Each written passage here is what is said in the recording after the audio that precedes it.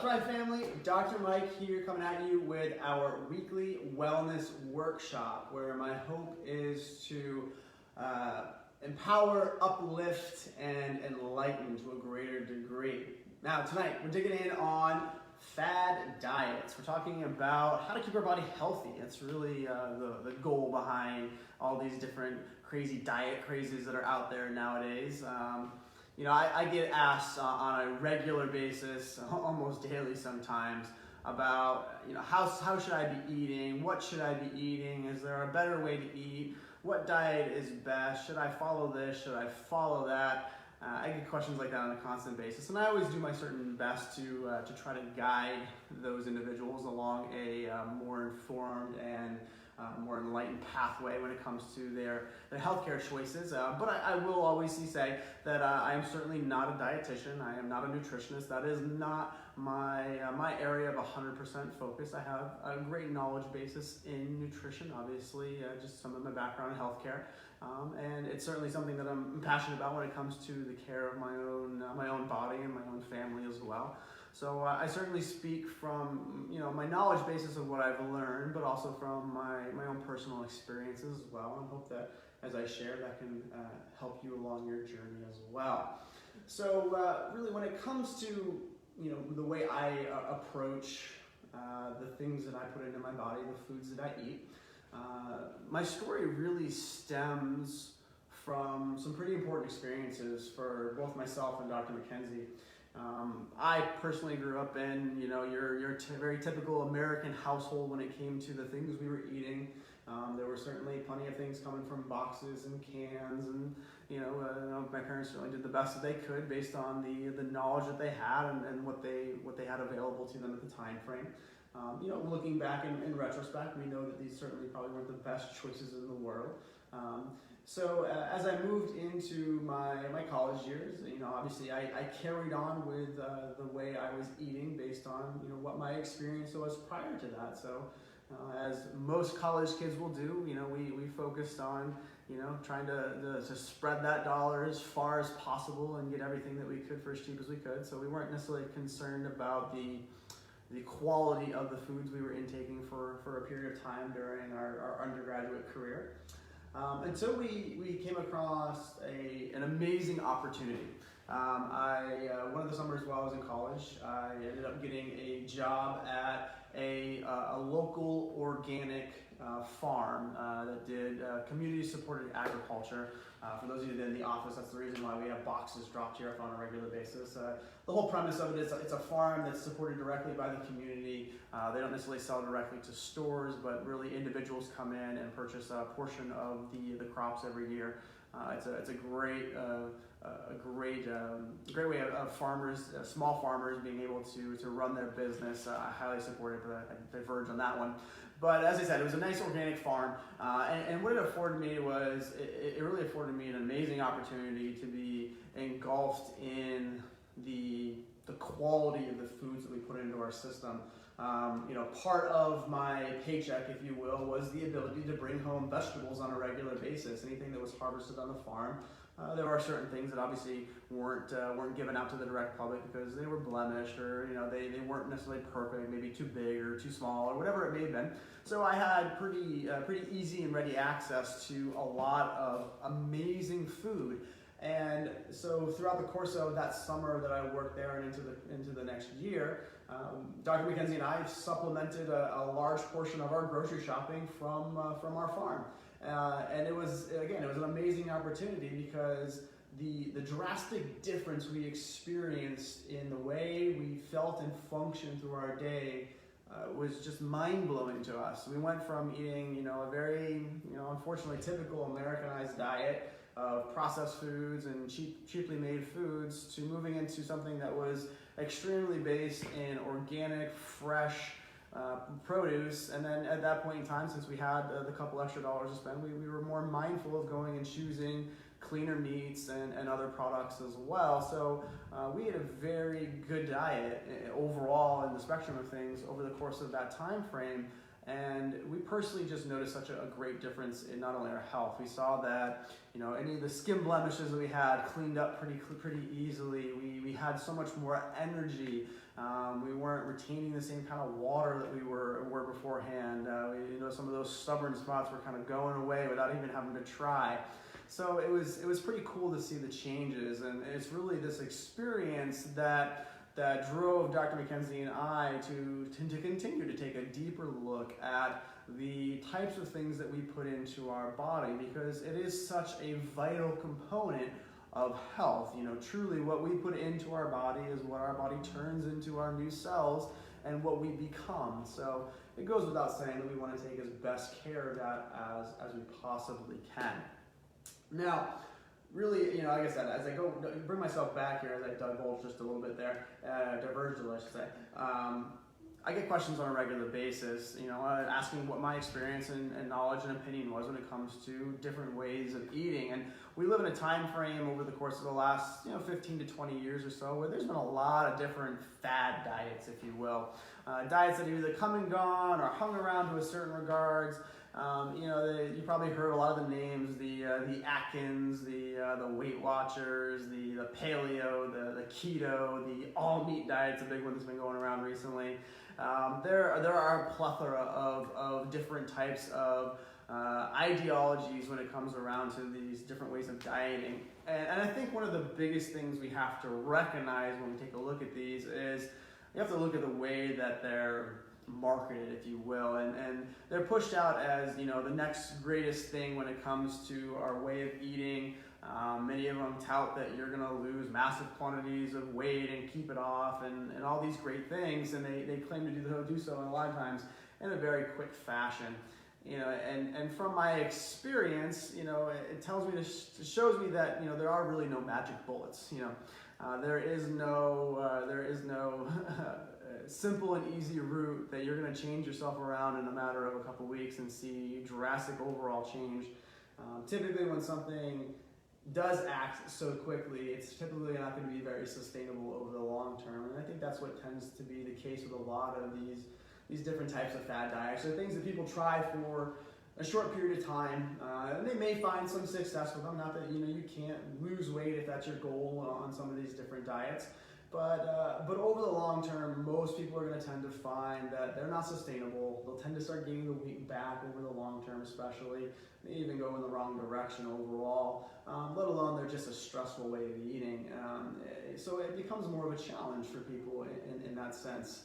So what do we do? What do we do to combat this? What is the right way to eat? What diet plan should you follow?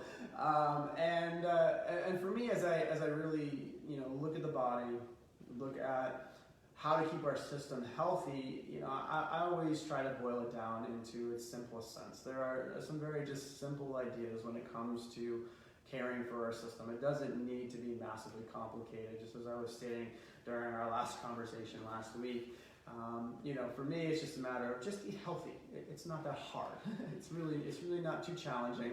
In its basic concept. It can certainly be hard for people to get there. We are surrounded by massive amounts of influences that certainly want to push us away from more healthy choices. So that can definitely become a bigger problem for people and make it more challenging to be on a more sustainable, healthy course. But what does that really look like? And for me, when I approach eating, I think the most basic concept that really all of us can approach with is when we make our choices for food, we have to choose more whole foods, if you will. If it's directly coming from the ground, if it's coming off of the plant, if it's coming directly from the animal that's supplying it, it's going to be a much healthier version of itself than if it has been processed in different ways and broken down in different ways to form something new. So that's always the easiest sense. When it comes to cooking, when it comes to your daily meal, If you have a nice simple piece of protein on your plate with some vegetables, and if you like some nice whole grains as well, your body is going to be much happier eating a meal like that than if you're going to go into the cabinet and pull out a box of this and a box of that, because they are not processed in the same way. Your body's going to be able to utilize those whole foods to a much larger degree because they have all of their vital nutrients still intact. They haven't been broken down into their subsequent parts to form something different. So that's always the best case scenario when it comes to choosing things. When you go to the grocery store, you've probably heard the tip before, is you're better off shopping around the exterior of the store. This is where things are typically needed to be kept cold. Well, they keep them cold because they don't stay good to eat for very long periods of time. They can spoil much quicker. So we have to keep them in cold storage so that they stay in better shape for a longer period of time. They are that way because they are not laden with all the extra things in them. They don't have all the preservatives that aren't natural to our system. They're not loaded down with all the extra salt and sugar and everything else that's going on there. So it makes a big difference. Our body has a better ability to use it. If we look at eating a piece of broccoli has so many nutrients to it, and that piece of broccoli has everything that's necessary there. So when we eat it, it has all of the different amino acids and vitamins. All the components of those different materials are all right within that piece of broccoli. But when we start breaking it down, it starts getting through the processing process, and when it gets overcooked to a massive degree, it starts to break those things down, and our body's going to have a less capacity to use it. It's as simple enough as talking about like a vitamin C supplement. Most of the vitamin C that you get off the shelves is only going to do a very minute amount for yourself because it's not a whole component of vitamin C. It's only a small portion of it. So it makes a drastic difference in our body's ability to utilize it. Now, when we talk about that, we choose about the right choices. The right choices are fairly simple. I think all of us know that. It's the things that when you're 3 years old, they tend to be not very fond of. We want the vegetables in there. We want those nice lean proteins. They're good quality sources, and we want to have those nice whole grains when we need it as well. Those are all things that are super vital to getting a good, healthy diet into ourselves on a regular basis. Now, when it comes to what things we should be avoiding, like I said, we should be avoiding those middle aisle things in the grocery store. Anything that's in a box, anything that's in a can, anything that goes through a significant process, to break it down and form it into something new is going to have a higher potential of being less healthy for you, or something that your body's going to have a harder time breaking down and processing, or might just not get everything it needs out of, especially. So we want to avoid all of those things as much as we possibly can. There's obviously things that happen within reason. I'm not expecting anybody to be 100% perfect. I'm certainly not 100% perfect in my diet. But if we make more informed choices on a more consistent basis, we will see change. We will see drastic change in many cases with us.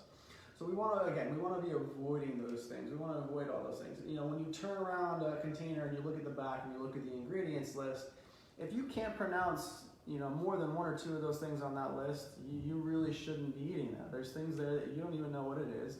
If you don't know what it is, why would you choose to put it in your body? You're really going to place your trust in somebody else to say that, wow, you don't know what this is, I'm not going to tell you, but you're okay to eat it. For me, I love people and I trust people to a large degree, but I'm not going to let somebody else dictate my ability to care for my system based on no knowledge whatsoever what's going on. So, like I said, if you're looking at an ingredients list, you want to recognize what's going on there. If it says, carrots, peas, and broccoli, hey, you're doing really good. It's just pretty simple in that respect. So, we want to avoid those big things. We want to shop the outside of the stores. We want to get those whole foods into our diet. It's really not a complicated situation. Now, and additionally to one of the biggest problems I find with most people is we're all tending to get a lot more extra sugar in our diet, extra carbohydrates in our diet because we're eating a lot of those processed foods, and they tend to be very laden with those types of things to make them taste better. So that's one thing we always want to consider. If we make a simple shift in that, we can definitely make a bigger change in our overall ability to stay healthy. We're going to be able to reach those goals of the weight loss and things like that to an easier degree. And just in general though, our body's going to function better. It's going to outwardly feel better. You're going to have greater levels of energy. Bear in mind, it does take time. Any process that's worth doing will take time. Please, when it comes to approaching your health, do not expect anything to turn over in a matter of minutes. It doesn't work that way. Any process worth working through takes time. It took time for your body to get to where it's at from a health perspective, so you certainly can't expect that to change in an instant. It may take weeks, it may take several months, it may even take several years to make massive change. Consistency is always the key when we make these choices. Now, one other big thing we also have to consider, and I think this again becomes a challenging one, particularly in the landscape of an Americanized diet, is quantity. As much as it's important to have quality foods, we do need to consider the quantity of the foods we eat. As we walk into most restaurants in America, you'll understand very quickly that, how often do we actually get a plate full of food and feel like, oh my God, I'm done, I'm absolutely stuffed. Well, if you're stuffed by the end of your meal, that means you ate too much. Restaurants alike, everything in America tends to get a major push towards, let's make things bigger. Let's make it bigger, let's make it better. Instead of a normal size portion, let's double it, because that just seems like it's a better deal for everybody. And unfortunately, what this does is it pushes us into overeating. We have to understand that our body has an amazing way to communicate with itself, but it does take some time. Your stomach does not instantaneously tell your brain that it's full. It takes about 15 to 20 minutes or so for it to really tell your system that it's what they call satiated, or full, if you will. So we want to be mindful of those things. We want to make sure that we're slowing down our process of eating, but we also, again, want to be conscious of the amount that we're eating. It goes to the age-old adage. I remember hearing this from my parents. It was very common when they were growing up that here's your plate of food, you eat everything on that plate. Well, I get the conversation when it comes to kids. You want to make sure that they are eating. But, in reality is you shouldn't eat till your plate's empty. You should eat till you're satisfied. And satisfied could be half that plate. It could be a quarter of that plate. If you're like myself, I tend to eat a little bit more in one sitting than somebody like Dr. McKenzie. Dr. McKenzie eats far smaller portions, more frequently throughout the course of her day. It's just the way her systems work, and we have to be mindful of that. It's just a matter of slowing down, like I said, and being more mindful of when our body's telling you to stop. It's a pretty simple process in its own sense, but more complicated when we get our brain in the way and we allow those outside influences of all the advertising and marketing that we're exposed to on a constant basis to shape and control our thoughts. So awareness is a big key to that. Pay attention to the amounts that you're eating and take it a little bit slower. I think you'll find that it'll be a little bit easier in that respect, and you'll be able to reach those goals that you're looking for, because when it comes to weight gain, we know we have a massive problem with obesity in America. It's certainly a conversation that comes up in a large degree on a regular basis.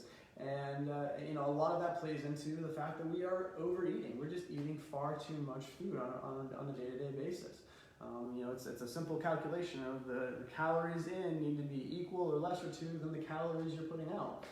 If you're not moving enough throughout the course of your day, if you're not exercising, you're only going to burn a certain number of calories. And if you're exceeding those calories by any degree, your body is going to start storing those extra calories. And I know most of us don't want that to be the case, at least on a daily basis. So we have to be mindful of it. Calories in equals calories out. So that's one big conversation to have as well. And that can even get even more in depth. We can even break it down, into things like macros and things like that. But that's really more of a conversation you can have with a more dedicated dietitian or nutritionist. And I highly recommend that. If you find that you're having really deep struggles with the things that you're eating, making more informed choices when it comes to the foods you're eating, I highly recommend working with a dietitian or a nutritionist. They're going to have good outlines to go through a step-by-step process to get you in the right place when it comes to your eating. And really, in a lot of ways, it focuses on reshaping the way you think about food. And that's really one of the biggest things when it comes to most people's challenges with eating and eating healthy. Is it's less about availability, it's less about time, it's more about our mindset and the way we think about food and how we utilize food for purposes even beyond just nutrition. So, big thing to focus on. Again, if you have conversations for me, I happily will refer you out to some great dietitians that we work with. We have some awesome people that we can rely on right here locally in Dover. So I always highly recommend that if you're local to me. Otherwise, there's always a plethora of people across the country that are available as well, depending on the area that you're in. And as I really take a deeper look into this, and I look at it from the perspective of how we care for the body, and from a more important aspect, the one thing I always want to make sure we're considering is as important as it is to make healthy choices and put good quality nutrients into our system.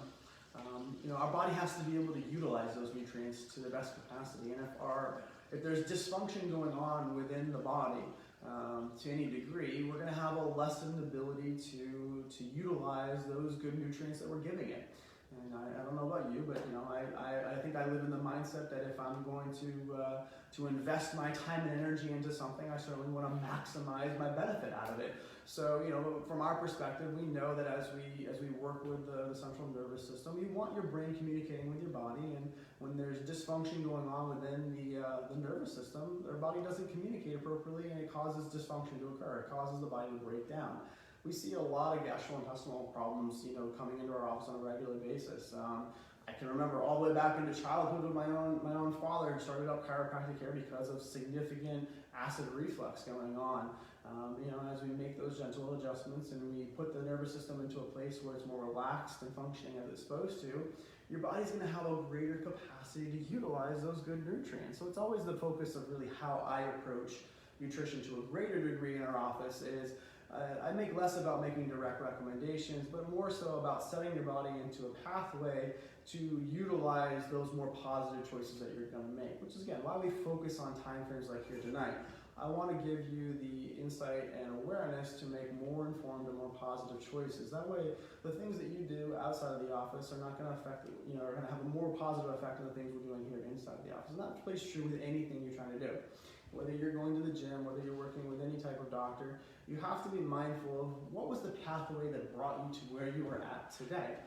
Because it's those choices that we make day in, day out that bring us along that path. And it wasn't, in most cases, an instantaneous situation that puts you to where you're at now, even though it may have felt that way, but more so an accumulation of different things over the course of your lifetime that have put your body where it's at today and may have caused the problems that are going on or caused the inability to function to its best capacity and maybe not utilize the nutrients we're giving it to the best capacity as well. So we always want to make sure that our body's functioning at the greatest capacity. We want to make sure that nervous system's communicating well. So, and that's really how we focus on things here, how I believe we can more positively affect the overall course of health in the system so that we can see the greatest level of change with each and every person we have the gracious opportunity to place our hands upon. I think in the biggest sense here, that's really our always biggest focus is how do we encourage the body and the mind to function to its highest capacity? And I think that really rings true with any of the choices that we need to make. Is if we can make things more simple, break them down to their basic level, we're going to find that it becomes much easier to not only make the initial choice, but also to make that consistent, easy choice. And like I said, that's the biggest factors with most things in life, is we need to be consistent with things. We want to have congruence and consistency with the actions that we do, the actions that we choose to take care of our system. So I appreciate y'all tuning in here tonight. As always, if there's questions or anything like that, I'll get back to them here after I shut down the live here.